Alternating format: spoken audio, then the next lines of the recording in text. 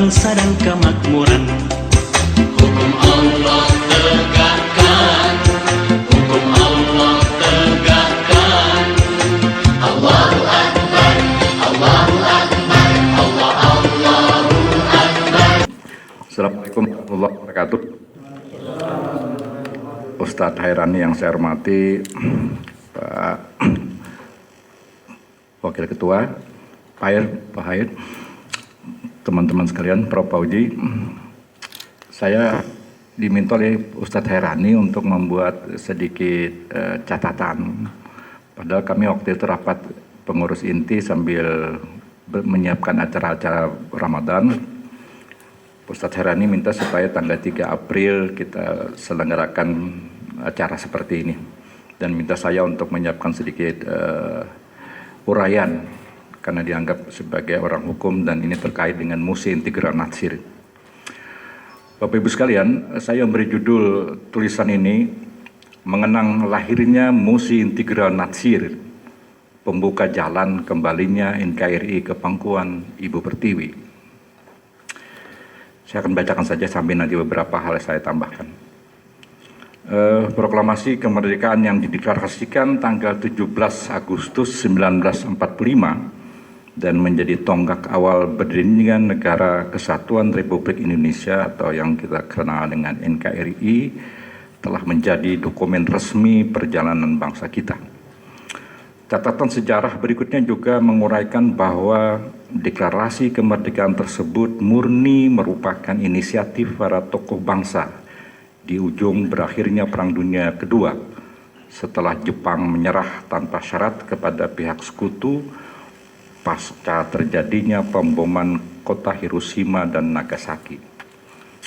Pemerintah kolonial Belanda yang menjadi bagian dari sekutu tentu saja tidak menerima deklarasi kemerdekaan bangsa Indonesia tersebut karena menganggap bahwa wilayah Indonesia berada di bawah jajahannya.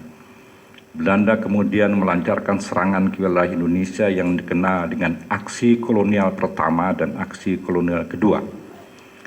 Sebagai negara merdeka, pemerintah bersama seluruh elemen rakyat Indonesia tentu saja melakukan perlawanan dengan kekuatan militer seadanya, namun syarat dengan semangat pantang menyerah dan kumandang jihad yang bergelora. Serangan Belanda tersebut meski dengan alasan pemulihan keamanan sebagai tanggung jawab negara penjajah, namun tetap saja mendapat kecaman dari masyarakat internasional, terutama dari negara-negara Islam dan beberapa negara sahabat. Kecaman yang disertai desakan agar kedua belah pihak menghentikan aksi militer dan duduk dalam meja perundingan menghasilkan beberapa pertemuan pihak-pihak yang sedang bertikai dan kesepakatan gencatan senjata. Ada 3 perundingan yang mendahului konferensi Mija Bundar, yaitu perjanjian Linggarjati, perjanjian Renville, dan perjanjian Romployen. Itu dalam beberapa referensi sejarah ditulis sebagai pertemuan-pertemuan tingkat tinggi mendahului konferensi Mija Bundar. Pemerintah kolonial Belanda ternyata tidak saja melancarkan serangan secara militer, tetapi juga melakukan serangan secara politik. Taktik politik yang dilakukan Belanda adalah mengulang siasat lamanya, yakni politik pecah belah rakyat Indonesia. Belanda membujuk para tokoh-tokoh daerah agar mendirikan negara secara terpisah dengan Negara Kesatuan Indonesia. Negara-negara bentukan Belanda tersebut setidaknya ada 15 negara. Negara Dayak Besar, Indonesia Timur, Borneo Tenggara, Borneo Timur, Borneo Barat, Bengkulu, Belitung, Riau, Sumatera Timur, Negara Banjar, Madura, Pasundan, Sumatera Selatan, Jawa Timur, dan Jawa Tengah. Ke-15 negara bentukan Belanda tersebut digabung dan diorganisir oleh Belanda dalam wadah yang mereka namakan Bijeenkomst voor Federal Overleg, BFU, yang didirikan tanggal 7 Juli 1948 di Bandung. Taktik politik pecah Belanda dimaksud rupanya telah direncanakan secara sempurna dan digunakan untuk menyerang pemerintah Indonesia secara politik di dunia internasional. Propaganda Belanda di dunia internasional adalah dengan menyatakan bahwa pemerintah Indonesia yang dideklarasikan tanggal 17 Agustus 1945 hanyalah sebuah negara kecil yang berada di wilayah sekitar Jawa, Madura, dan Sumatera. Desain politik inilah yang digunakan Belanda dalam perundingan yang dikenal dengan Konferensi Meja Bundar. Perundingan selama KMI dihadiri oleh delegasi Indonesia dipimpin oleh Pak Hatta, didampingi oleh Muhammad Rum dan Profesor Sopomo serta beberapa anggota delegasi lainnya. Dihadiri juga oleh delegasi Belanda, perwakilan negara bagian yang diorganisir oleh BFU serta beberapa pengamat dari negara lain mewakili masyarakat internasional di bawah koordinasi PBB. Tanggal berlangsungnya KMB-nya 27 Agustus sampai 2 November, jadi 4 bulan perundingannya. Panjang. Secara faktual, peserta konferensi telah diyakinkan Belanda melalui organisasi yang dikendalikannya yakni BFU bahwa negara Indonesia hanya satu negara kecil, setara dengan negara-negara bagian yang lainnya yang tadi 15 negara itu. Oleh karena itu Belanda menyatakan kesediaannya untuk menyerahkan kedaulatan pemerintahan bukan kepada Negara Kesatuan Republik Indonesia, tetapi kepada negara federal, agar negara-negara bagian bentukan Belanda juga terakomodasi keberadaannya. Ini politik Belanda ketika di Konferensi Meja Bundar, dan ini meyakinkan pengamat internasional. Ini negara-negara bagian jadi apa ini? Kalau hanya NKRI yang diserah terimakan kedaulatan. Nah, di forum KMB, delegasi Indonesia berada pada posisi yang sulit secara politik dan diplomasi. Sehingga usul dan gagasan Belanda untuk penyerahan kedaulatan kepada negara yang berbentuk federasi tidak dapat dibantah dengan fakta lain. Tokoh-tokoh daerah yang menjadi wakil negara bagian tidak dapat berbuat banyak karena aspirasi mereka disuarakan oleh BFU yang berada di bawah kendali politik Belanda. Kemudian KMB akhirnya menyepakati berdirinya Negara Republik Indonesia Serikat yang merupakan gabungan dari Negara Kesatuan Republik Indonesia dan negara-negara bentukan Belanda. Sebagai tindak lanjut berdirinya negara RIS, maka tanggal 27 Desember 1949 diadakan acara seremonial penyerahan kedaulatan dari pemerintah kerajaan Belanda kepada pemerintahan RIS yang berlangsung di 2 tempat, yaitu di Amsterdam, Belanda, dan di Jakarta. Berdirinya negara RIS dalam perspektif ketatanegaraan telah menghilangkan NKRI sebagaimana dimaksud dan dicita-citakan oleh pendiri bangsa. Wilayah NKRI yang dulunya disepakati berasal dari daerah-daerah yang dikuasai dan menjadi jajahan Belanda, sekarang terpecah menjadi negara-negara bagian yang berdiri sendiri dan mengubah susuknya menjadi sebuah negara federal. Bapak Ibu sekalian, pada saat 18 Agustus 1945 ketika PPKI mengesahkan Undang-Undang Dasar, wilayah negara kita itu adalah wilayah bekas jajahan Belanda yang meliputi mulai Banda Aceh, Sabang sampai ke Merauke. Itu wilayah NKRI. Sehingga ketika RIS berdiri, NKRI hanya berada di sekitar Jogja. Itu sebabnya dalam beberapa referensi sejarah, RIS menghilangkan NKRI sebagaimana dicita-citakan oleh pendiri bangsa. Dalam perdebatan di Badan Penyelidik Usaha Persiapan Kemerdekaan Indonesia BPUPKI, wacana federasi memang sempat muncul ke permukaan.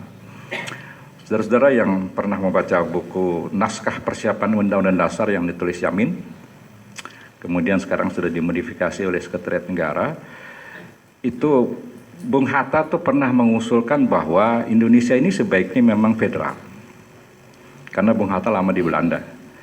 Dan saudara-saudara tahu bahwa Eropa itu negaranya kecil-kecil. Kalau saudara berangkat dari Jakarta, kemudian turun di Brussels, Belgia, naik bus sedikit sudah masuk Belanda, menyebelah ke Jerman, naik sedikit kereta api cepat ke Prancis. Jadi seperti kita Banjarmasin masuk ke pos sudah Kalteng. Negara-negara itu. Kalau kita taruh ke Tanjung, masuk Kaltim negara.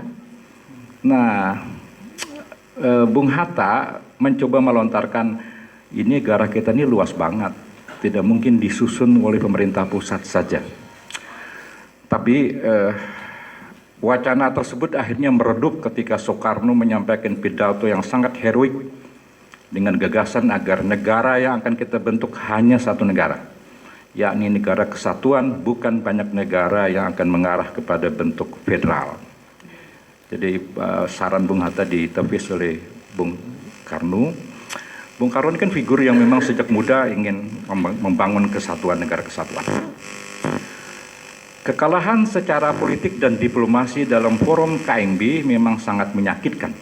Tidak saja terhadap perasaan para tokoh pendiri bangsa yang sudah berjuang secara optimal, tetapi kekecewaan juga melanda hati rakyat secara keseluruhan. Meski di pihak lain patut pula disyukuri bahwa forum KMB secara yuridis formal telah mengakui keberadaan bangsa Indonesia yang kini hidup di sebuah negara merdeka, setara berdampingan dengan negara-negara merdeka lainnya. Sejak KMB itu, Indonesia telah menjadi bagian dari sebuah negara berdaulat dalam interaksi masyarakat dunia dan hubungan internasional. Dalam perkembangan selanjutnya, sebagaimana tertulis dalam banyak referensi sejarah, kekalahan diplomasi di forum KMB yang menimbulkan kekecewaan yang mendalam bagi rakyat Indonesia diekspresikan dengan gerakan perlawanan terhadap bentuk federal, dan perlawanan tersebut berlangsung secara masif. Jadi hampir semua daerah menyampaikan pernyataan-pernyataan kami tidak setuju dengan federal. Tokoh-tokoh masyarakat daerah mengorganisir rakyat lokal, membuat pernyataan tertulis resmi untuk keluar dari kekuasaan negara bagian, dan selanjutnya menyampaikan keinginan mereka untuk bergabung kembali dengan NKRI. Sementara itu di tingkat pemerintahan, Soekarno ditetapkan sebagai Presiden Negara RIS, dan pada saat yang sama diadakan upacara sumpah Mr. As'ad sebagai pemangku jabatan Presiden Negara Kesatuan Republik Indonesia yang berkedudukan di Yogyakarta. Menghadapi situasi kenegaraan yang sangat mengkhawatirkan tersebut, Mr. As'ad bergerak cepat dengan menunjuk 3 orang tokoh, yakni Mr. Susanto Tirtiprojo, Pak Natsir, dan Dr. Abdul Halim untuk membentuk kabinet yang bersifat nasional. Bapak Ibu sekalian, Mr. As'ad diminta supaya 3 tokoh ini bentuk kabinetnya nasional. Padahal di negara lain sudah ada negara-negara bagian. Bentuk saja kabinet nasional. Nah, tokoh M. Natsir yang dikenal sangat dekat dengan berbagai kalangan, mulai melakukan lobby dan pendekatan untuk mencari solusi mengatasi kondisi negara yang mencoba melakukan telahan untuk mendapatkan celah dalam koridor konstitusi. Pak Natsir mengadakan pertemuan dengan tokoh-tokoh partai dan juga tokoh-tokoh daerah, baik yang berada di jajaran pemerintahan negara bagian, maupun tokoh-tokoh lokal yang memimpin gerakan perlawanan terhadap negara bentuk federal. Berkat lobby Pak Natsir terdapat saling pengertian dan kesepamahaman. Para tokoh-tokoh dimaksud untuk kembali membentuk negara kesatuan Republik Indonesia dengan cara yang elegan. Saya ingin mengomentari sedikit di sini, Bapak Ibu sekalian. Pak Natsir ini sangat dikenal oleh semua kalangan. Dan menurut saya nanti mungkin Pak Ustadz Khairani dan Mas Agus juga nanti bisa mengomentari sedikit di acara kita. Kenapa maka lobby Pak Natsir ini bisa diterima oleh tokoh-tokoh lain?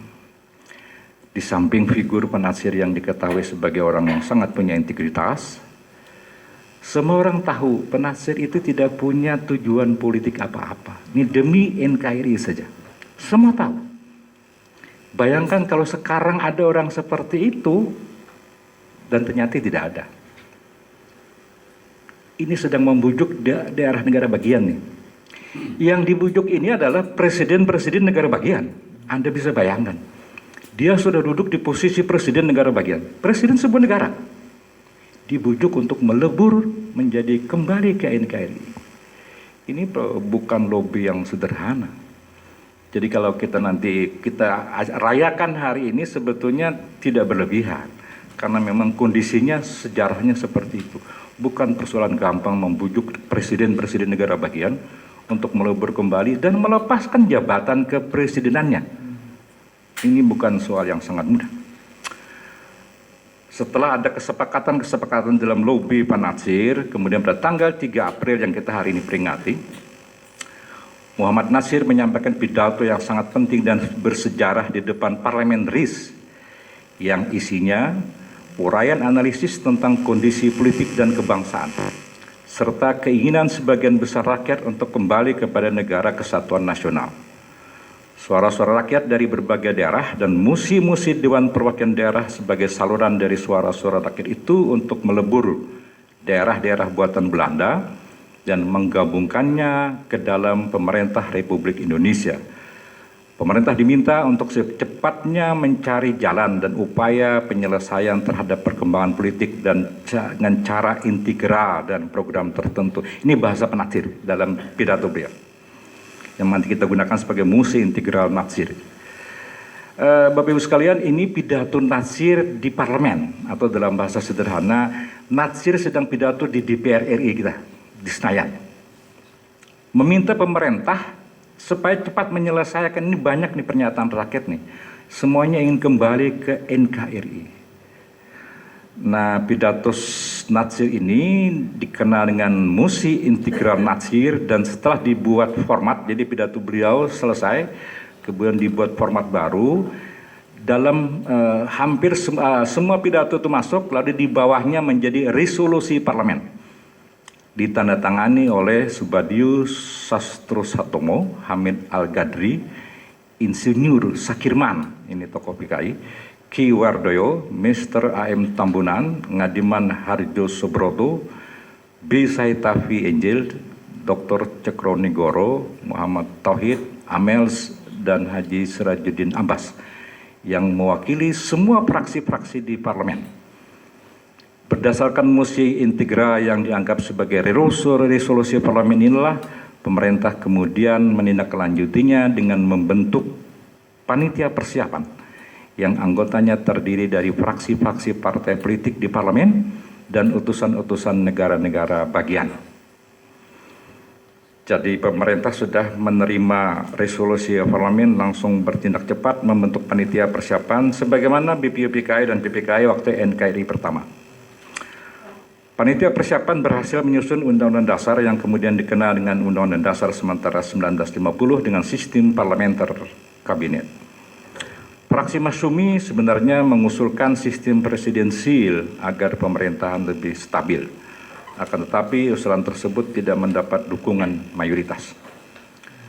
Deklarasi resmi kembalinya negara Indonesia menjadi sebuah negara kesatuan disampaikan dalam peringatan proklamasi RI 17 Agustus 1950. Bapak Ibu sekalian, dilihat dari penerimaan musi integral Natsir yang diterima oleh parlemen tanggal 3 April 1950 untuk kembali kepada negara kesatuan Republik Indonesia, maka usia RIS hanya 4 bulan, dari 27 Desember 1949 sampai dengan 3 April 1950.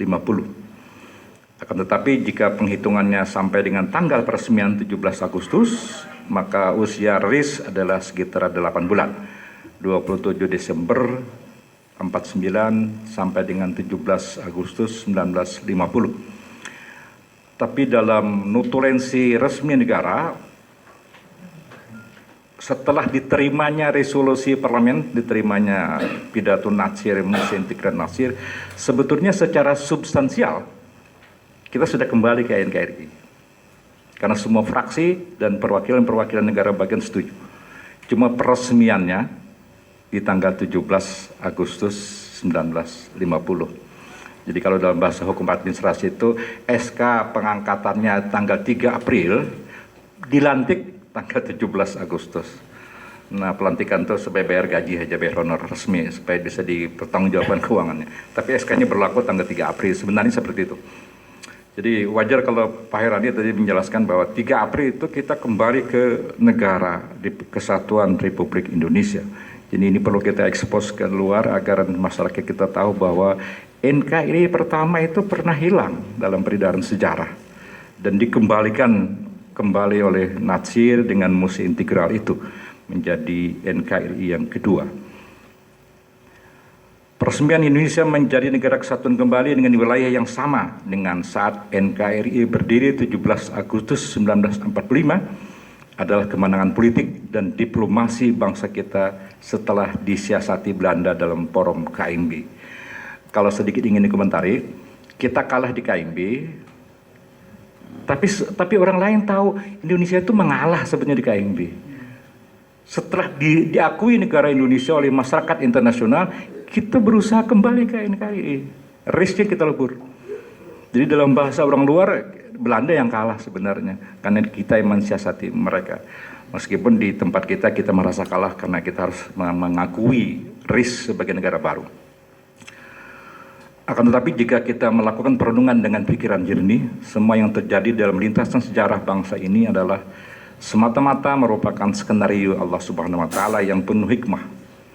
Bangsa kita diberikan pelajaran oleh Tuhan bagaimana membangun rasa persatuan dan kesatuan rakyat yang didasarkan kepada nilai-nilai kemanusiaan dan persaudaraan.